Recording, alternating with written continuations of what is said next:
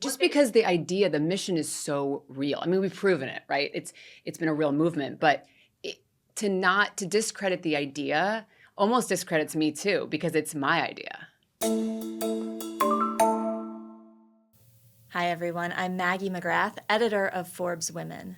Sarah Gibson Tuttle founded Olive & June in 2013 after realizing that she didn't like the nail salon offerings in her area. Today, that company has been acquired for $240 million. She has stayed on as the CEO, and we're going to talk all about her entrepreneurial journey right now. Sarah, thank you so much for joining us. Thanks for having me. So this acquisition news is relatively new, and you haven't talked about it too much, but before we get there, tell us about the entrepreneurial spark that led to Olive & June. Well, I've always been in love with nails. I've always been a mani obsessie. That's what my team calls me. And when I was a little kid, wasn't allowed to paint my nails. My dad didn't let me paint my nails. So I had a box of nail polish underneath my bed, and I would sneak manicures whenever he was away on a business trip. So Olive & June really started a long time ago with me loving my nails and loving having my nails done. And then as I grew up, as I started in finance, I worked as an equity sales trader for 10 years, I would get my weekly manicures, and that's what made me feel put together and like an adult, and I could take on the world if I just had my nails done. And so that led to ultimately saying, wait, I want to do something different in this category than is currently being offered. Because what at that time in 2013, when I opened the salons, it was really, there's this high-end hotel salons or these kind of like corner places that didn't have a personality. And I really wanted to create the new type of neighborhood nail salon where kind of like Cheers, where you would go in and love it and love your manicurist and love the people at the front desk and have all these colors to choose from.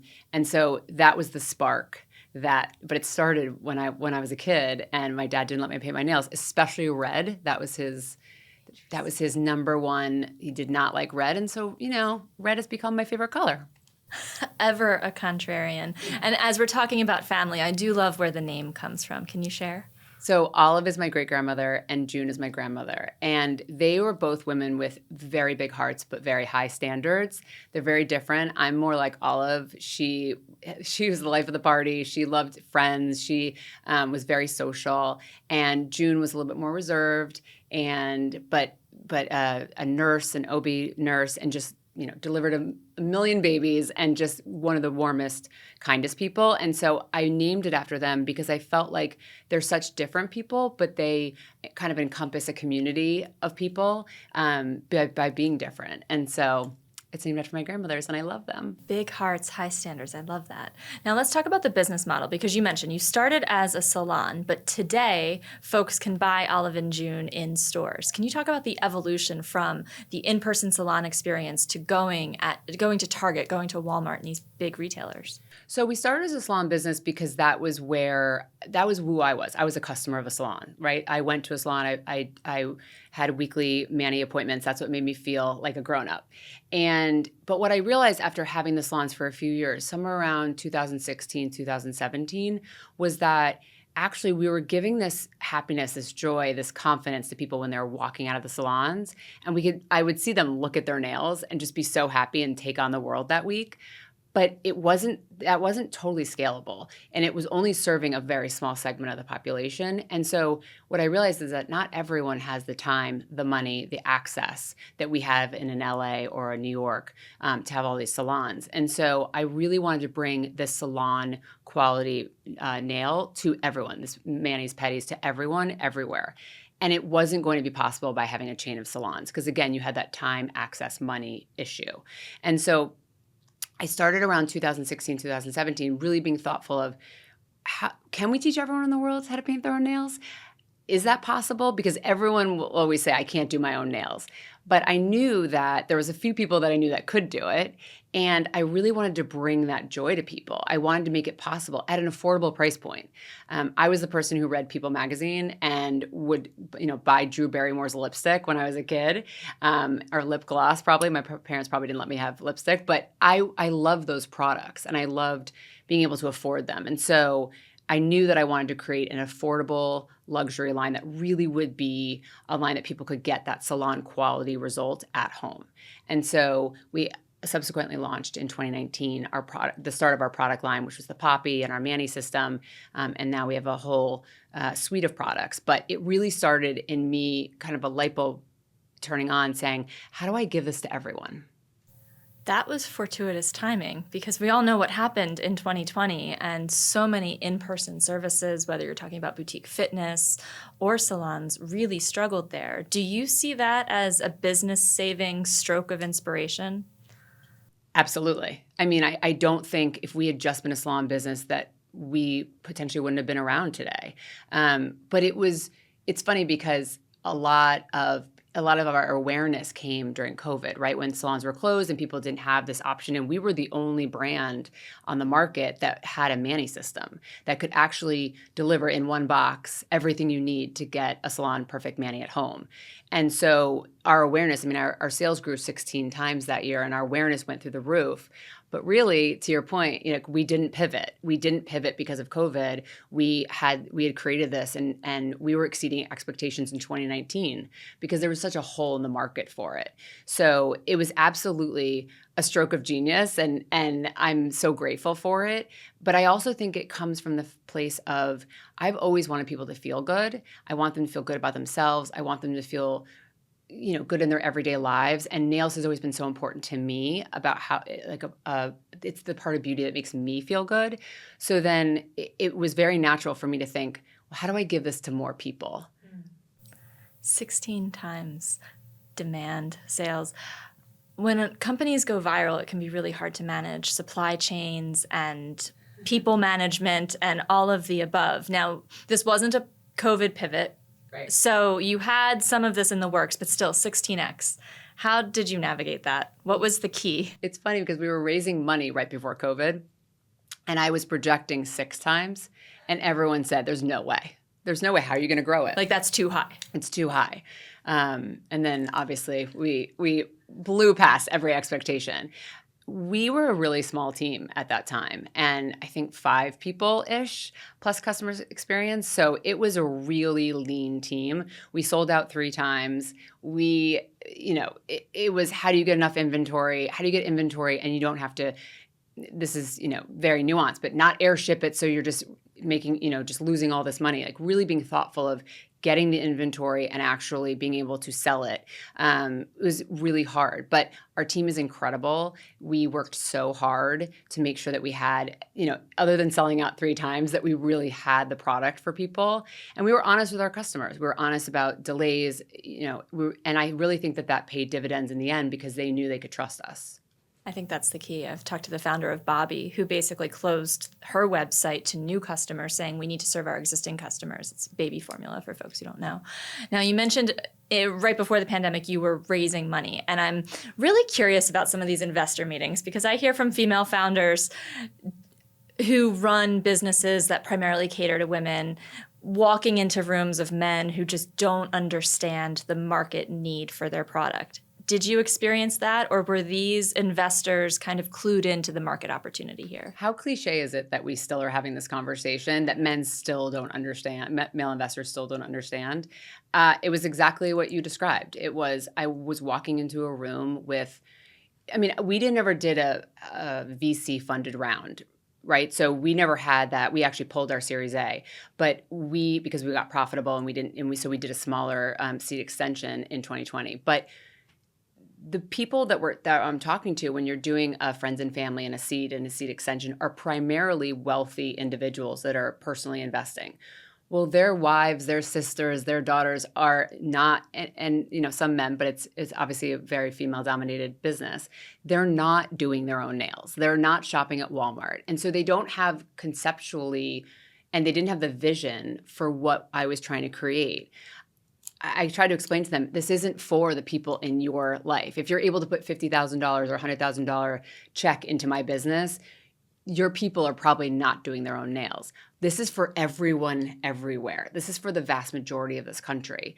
Now, I will say that we've converted a lot of those people too, because it's really easy to do your own nails and it's kind of addicting when you can do it in front of a TV show versus spending 2 hours at a salon, and also $10 versus $150.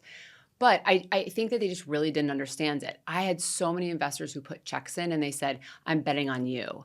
And while that was really flattering, it was so frustrating because the idea was with or without me was incredible. And so I really wanted them to see the vision. But of course, at that point, you're like, I will take whatever check is coming in but it was hard to raise money for a nail business. And people thought it was a stale category where there's four winners in the category, four, household names, and that's it. So People think OPI and the big nail color companies. That's really interesting, though, that they were telling you I'm betting on you, and you were frustrated that they didn't see the vision. Because I talk to VCs a lot who say, I actually look for the founder. I care more about the founder, but that's frustrating to you. just because the mission is so real. I mean, we've proven it, right? It's been a real movement, but to discredit the idea almost discredits me too, because it's my idea. There is money in the idea, and in fact, nearly $100 million in sales last year. Last year also brought some big news that you haven't discussed too much. Helen of Troy acquired Olive & June for $240 million. Had that been the goal back in 2013? Had you foreseen this type of exit? Well, I mean, I wish I could say yes. I in 2013 had the whole path, but I had never run a model. I was very much gut based.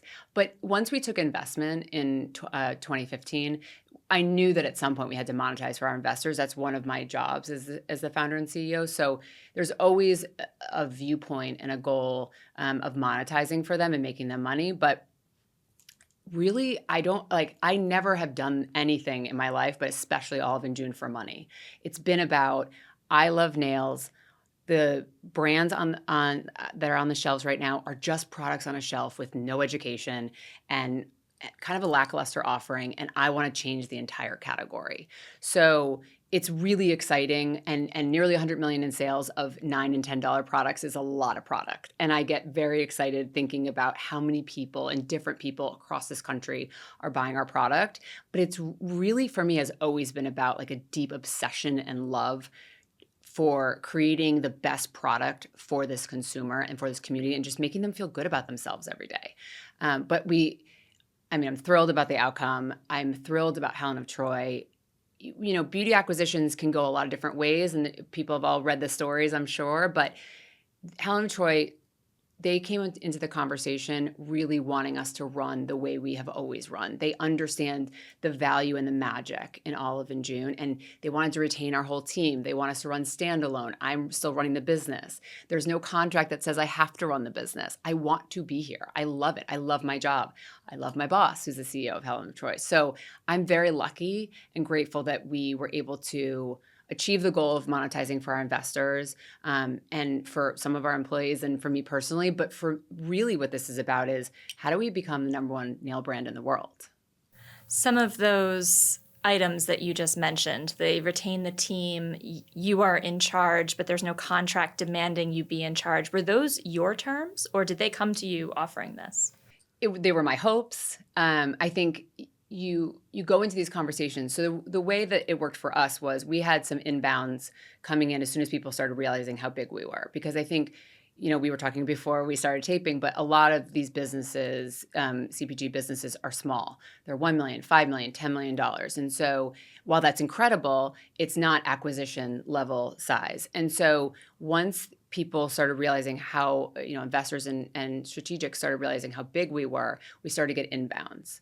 So once you get those calls, we hired a banker to field the inbounds. And of course, I told the banker, this is how I want it to look. It felt like a pipe dream at the time, because knowing what other people have gone through in their acquisitions, I just didn't know if it was possible. They were very open and very communicative about wanting to capture and keep and retain and support the magic that was Olive & June. And so when they really started to dig in, they were the clear front runner because they understood why we were special, and they didn't want to change it. They didn't want to come in and just dismantle the team or have somebody else running it, or sometimes the founder shouldn't be the CEO, or the acquirer believes they shouldn't be, or sometimes the founder wants to move on. I very much wanted to stay. And they didn't want to buy the business without me. So it was really exciting for me to feel like, while they were my hopes and dreams, that they also felt equally that was important. It's interesting to hear you talk about the revenue. And we were talking before we recorded about just how few female-led companies reach north or almost $100 million, much less more than $1 million. How often do you think about the rarity, the rare air in which you sit? Often. I'm a person who's very full of gratitude generally. I've done gratitude lists. That's who I am as a person. I'm very grateful for everything in my life. Um, and I think a lot about the fact that we have had certain moments in our journey that have really supersized our growth, that have accelerated our growth. And I know how, especially at $9 and $10 price points, how big of a deal it is to be the size that we are. I also, it's why I focus so much on innovation. It's why I focus so much on creating the best products in the category. Obviously, I'm biased, but we do so much work on the product themselves, and then we do so much testing, and we do so many customer surveys to make sure that we have products that are lasting longer. Our mayonnaise are chipping, like I don't want our mayonnaise to ever chip. I don't want our mayonnaise to ever pop off. And that you are changing that manicure because you are sick of that color, not because the product has failed you. And so for me, it's always been about, if you have the best innovation and you can just get the product into people's hands, they will love it. And that's how we have built the business. And so that's why I'm so focused on it, because I know that we will keep growing and building as long as that focus and that, and we remain steadfast in that mission. The $9 and $10 price point piece of information is really interesting to me, because I think a lot of small business owners and entrepreneurs start at that price point, but they don't necessarily reach the echelon that you do. They don't necessarily reach close to $100 million in sales in a year. As CEO, what do you think have been the tactical steps that led you to scale your operations to reach that revenue milestone? Well, it's funny because in beauty, actually, a lot of the price points are higher. So it's, and they're selling at retailers where if you have a $50 moisturizer or $30, so it can be, I wouldn't say easier. Nothing's easy. Nothing that any of my founder friends and I are doing is easy, but it can be a faster ramp. For us, it's been about distribution. It's been about thinking about, so you have on our e-com site, which is, we have a very robust business on e-com, but you have our kits, et cetera, which we have an average selling value of higher than $9 or $10, right? Because you're buying a kit for $50 to $60 or more. It's a value. You're saving money that way, but you're also getting the full kit, so everything that you need.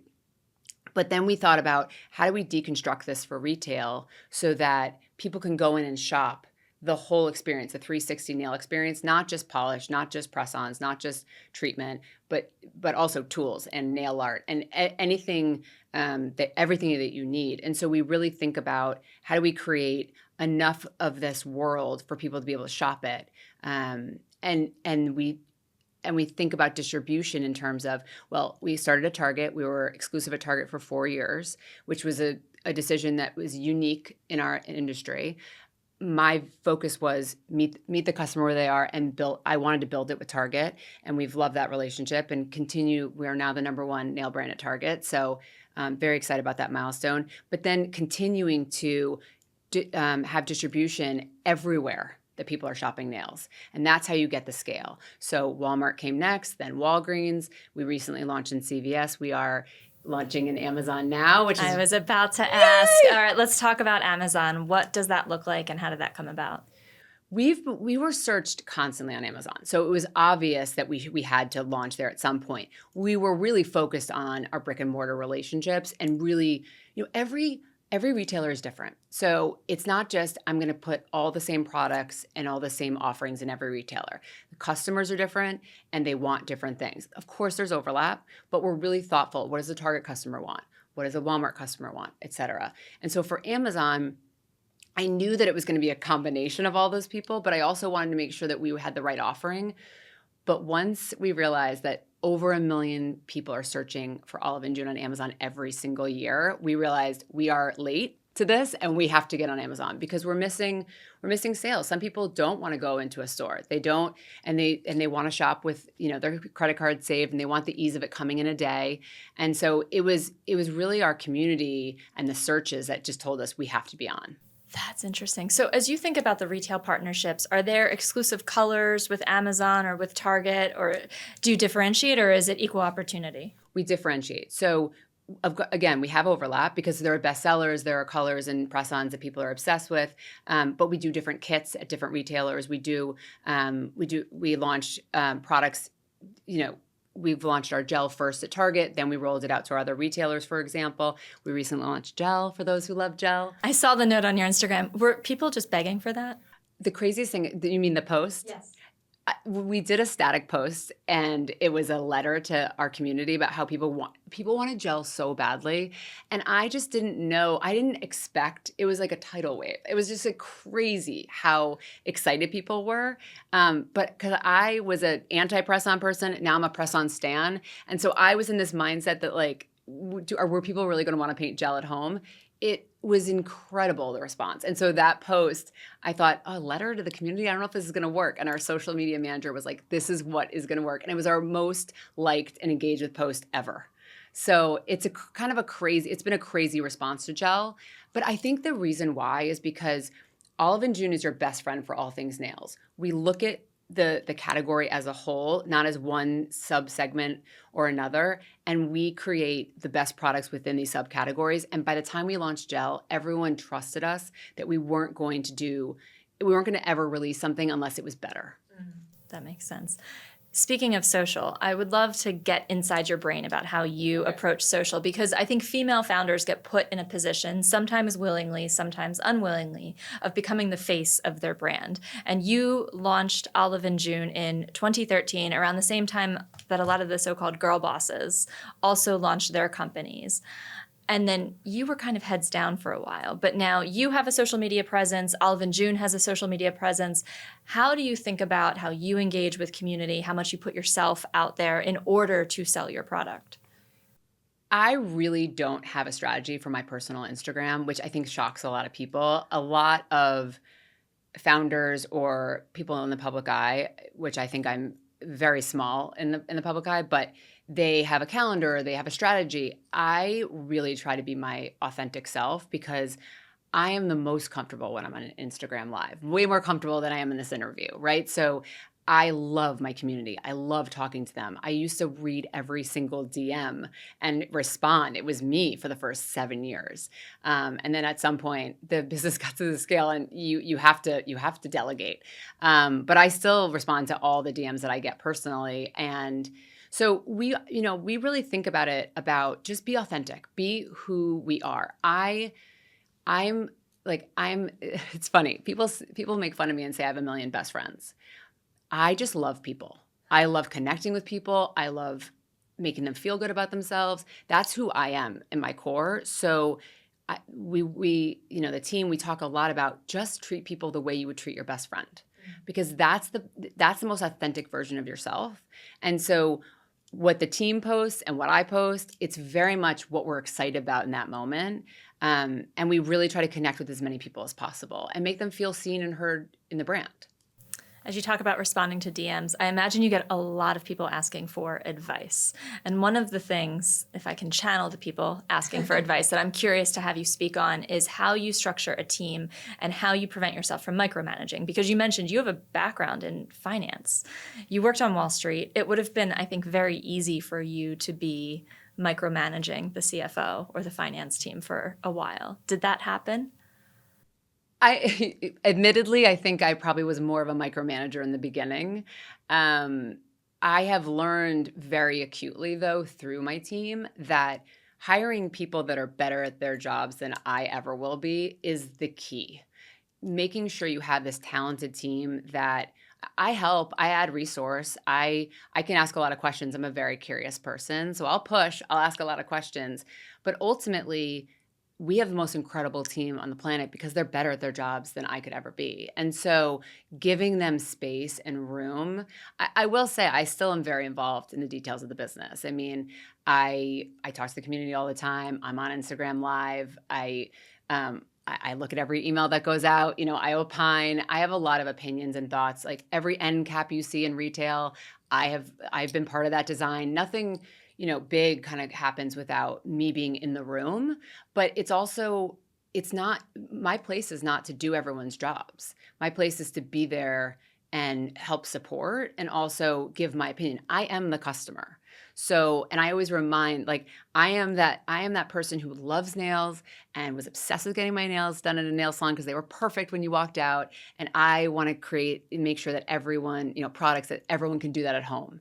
So I really push that mentality. And I'm a friendly reminder in the room. That's really interesting. What's the most unexpected part of your day-to-day or week-to-week, or maybe unexpected to the casual viewer? Are you like combing through paint samples to find the next color, or I don't know. What would surprise our audience? I think that I'm just really involved in the details still. I think people think when you sell, when you have the success and the scale that we have, that I'm not there anymore, or that I'm not super involved. I'm still, to your point, making sure that the colors for that season. I mean, we had a conversation the other day where I said, should we do something darker for winter? Like, is there another color to add? I mean, I'm also I'm the 23rd hour person who's like, is our glue in our press-ons, is it strong enough? Should we tweak it a little bit?